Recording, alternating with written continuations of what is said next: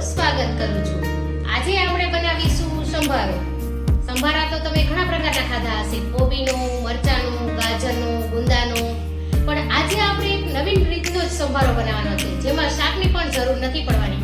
જ્યારે તમારી પાસે શાક અવેલેબલ ના હોય ત્યારે તમે આ સંભારો બનાવીને ખાઈ શકો છો અને ખૂબ જ સરસ એવો સંભારો બનીને ટેસ્ટી બનશે અને રોટલી સાથે તમે ખાશો તો તમારે શાકની પણ જરૂર નહીં પડે, એટલો સરસ આ સંભારો બનીને તૈયાર થાય છે। તો આજે આપણે બનાવવાના છીએ મરચા અને બટાકાનો સંભારો। હા, તમે સાચું જ સાંભળ્યું, મરચા અને બટાકાનો સંભારો। તો ખૂબ જ ઈઝી રેસીપી છે, તો ચાલો જોઈ લઈએ રેસીપી। પણ હજી સુધી જો તમે મારી ચેનલને સબસ્ક્રાઇબ ના કરી હોય તો સબસ્ક્રાઇબ કરી લેજો અને બેલ આઇકન પર બટન દબાવી દેજો, જેથી મારા નવા વિડીયોની નોટિફિકેશન તમને સૌથી પહેલા મળે। તો ચાલો જોઈ લઈએ રેસીપી। તો એના માટે મેં લઈ લીધા છે અહીંયા 3 નંગ બટાકા અને 2 નંગ મરચા। તો હવે બટાકાની આપણે છાલ કાઢી લેવાની છે। તમને છાલવાળું પસંદ હોય તો તમે છાલવાળું પણ કરી શકો, પણ હું અહીંયા છાલ કાઢી નાખું છું। આ જ રીતે આપણે બધા જ બટાકાની છાલ કાઢી લઈશું।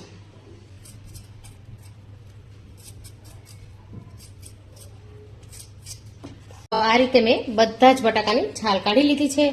હવે મરચાને પણ આગળથી આ ભાગ કાઢી 2 ભાગ કરી દેવાના છે, એમાંથી આપણે 4 ભાગ કરીશું આ રીતે, અને લાંબી સ્લાઇસ કરવાની છે આ રીતે। એમાંથી પણ આ રીતના ટુકડા કરીશું મરચાના મોટા મોટા।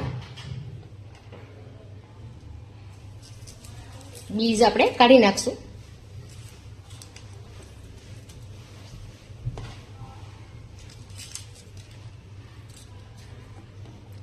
તો અહીંયા બંને મરચા સેમ રીતે આપણે કરી લેવાના છે। તો આ રીતે મરચાને કાપી લીધા છે। હવે આપણે બટાકાને 3 પાર્ટ આ રીતે કાપશું, જેથી કરી ફટાફટથી ચડી જાય, આગળથી અને પાછળથી આ રીતે કાપી લેવાના છે 3 ભાગ, અને પછી તેની પતલી પતલી સ્લાઇસ કરવાની છે આ રીતે। તમને બતાવું હમણાં એક કરીને,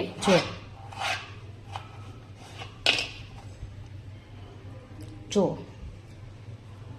થઈ છે ને પતલી પતલી આ રીતે આપણે બધા જ બટાકાની સ્લાઇસ કરી લેવાની છે હાથેથી। તમને બતાવું આ રીતે, તો તમને ચોપિંગ પર ના ફાવે તો આ રીતે હાથેથી પણ પતલી પતલી તમે કરી શકો। તો હું આ રીતે બટાકા અને મરચા કાપી લઉં છું। કોઈ જાડું હોય તો પાછું તમારે તેને કટ કરી લેવું। તો આ રીતે હું બધા જ બટાકાની સ્લાઇસ કરી લઉં છું।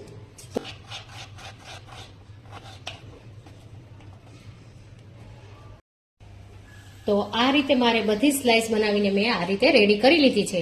તો હવે તેને હું એક જાળીમાં લઈ લઈશ અને આપણે તેને સારી રીતે ધોઈ લઈશું, જેથી ઉપરનો ક્ષાર છે એ દૂર થઈ જાય। મેં અહીંયા 1 બટાકું હજી ઉમેર્યું હતું, એટલે ટોટલ 4 બટાકાની આ ચિપ્સ બનાવી છે। તો આ બધી ચિપ્સને હું આમાં લઈ લઉં છું અને સારી રીતે આપણે ધોઈ લેવાની છે। તો મેં આ ચિપ્સને 2 વાર સારા પાણીથી ધોઈ લીધી છે। હવે આપણે અહીંયા એક પેન ગરમ કરવા માટે મૂકી દીધી છે, તેમાં આપણે 2 મોટી ચમચી જેટલું તેલ ઉમેરી દેવાનું છે। વધારે નથી ઉમેરવાનું અહીંયા, આટલા તેલમાં તો ખૂબ જ સરસ। અને તેલ થોડું ગરમ થાય ત્યાર પછી આપણે તેમાં રાઈ ઉમેરવાની છે। 1 ચમચી જેટલી રાઈ અહીંયા ઉમેરું છું હું। આમાં આપણે જીરું ઉમેરવાનું નથી, આપણે ખાલી રાઈનો જ ઉપયોગ કરીશું। હવે રાઈ સરસ તતડી રહી છે, રાઈ તતડી જાય એટલે તેમાં આપણે ચપટી હિંગ ઉમેરી દેવાની છે। ત્યારબાદ થોડું હળદર, અને સીધા આપણે પહેલા તો આપણે મરચાં ઉમેરવાના છે, જેથી તેનો ટેસ્ટ ખૂબ સરસ એવો બેસી જાય। આ રીતે મરચાં ઉમેરી દેવા, અને ત્યાર પછી આપણે બટાકાની ચિપ્સ ઉમેરી દેશું। આ મરચાં તીખા મેં નથી લીધા વધારે, જો તમને વધારે તીખું પસંદ હોય તો તમે મરચાં કે મરચી કાંઈ પણ લઈ શકો, પણ મરચાંનો ટેસ્ટ ખૂબ જ સરસ આવે છે આ સંભારામાં। જો કેટલું સરસ દેખાઈ રહ્યું છે આ।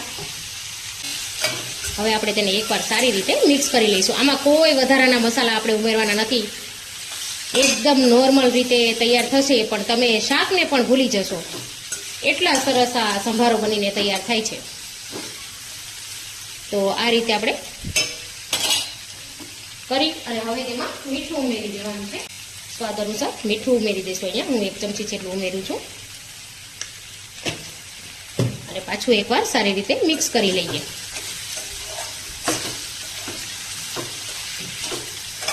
અને આપણે બટાકા ધોયા હતા એટલે પાણીવાળા જ હતા, તો આમાં આપણે થોડું ખાલી પાણી ઉમેરીશું.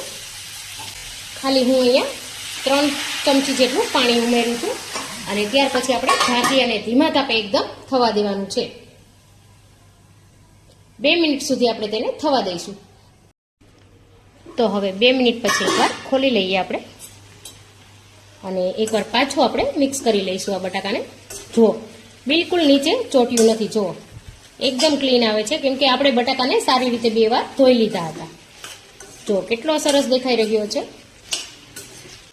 તો હવે આપણે અહીંયા બટાકાને આ રીતે જોઈએ તો 2 થી 3 મિનિટમાં તો બટાકા ખૂબ જ સરસ થઈ જાય છે. જો આ રીતે તૂટી જાય છે. જો તૂટી ગયા છે. તમે જોઈ શકો કે આટલું સરસ ચડી ગયું છે 2 જ મિનિટમાં. તો હવે આપણે આમાં બીજા કોઈ મસાલા વધારાના નથી ઉમેરવાના. અત્યારે આમાં આપણે ખાલી અડધું લીંબુ ઉમેરવાનું છે. એટલે કે અડધા લીંબુનો આપણે આમાં રસ ઉમેરીશું, જેથી તીખું, ખાટું, મીઠું બધું જ લાગે. વધારે પડતા મરચાં તીખા ના હતા. જો તમારે તીખા લેવા હોય તો તમે તીખા પણ લઈ શકો. તો અત્યારે હું અહીંયા લીંબુ નીચવી દઉં છું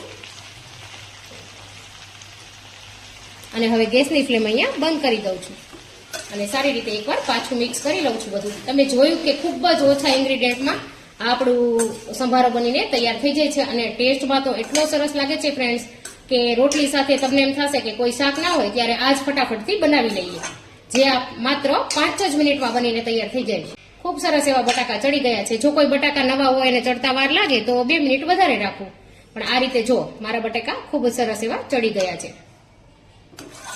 તો હવે આને ઢાંકીને આપણે રાખી દેવાનું છે, એટલે હજી પણ સરસ ચડી જશે. તો ચાલો આપણે તેને સર્વ કરી લઈએ. જો ખૂબ સરસ એવો સંભારો બનીને અહીંયા તૈયાર થઈ ગયો છે. તો હું અહીંયા તેને ડીશમાં લઈ લઉં છું.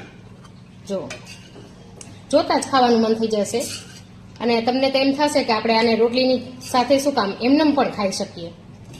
જો એકદમ છૂટા સરસ બટેકા રહ્યા છે. આપણે 2 વાર સારી રીતે ધોઈ લીધા હતા એટલે નીચે પણ બિલકુલ ચોટ્યું નથી. જો અને ખૂબ જ ઓછા તેલમાં, 2 મોટી ચમચી તેલમાં તો આટલો બધો સંભારો બનીને આપણો તૈયાર થઈ ગયો છે.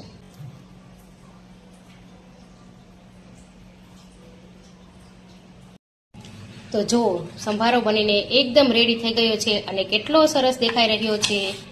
તો ફ્રેન્ડ્સ, તમે પણ ચોક્કસથી ટ્રાય કરજો મારી આ રેસીપી અને કમેન્ટ કરીને કહેજો કે તમને મારી રેસીપી કેવી લાગી.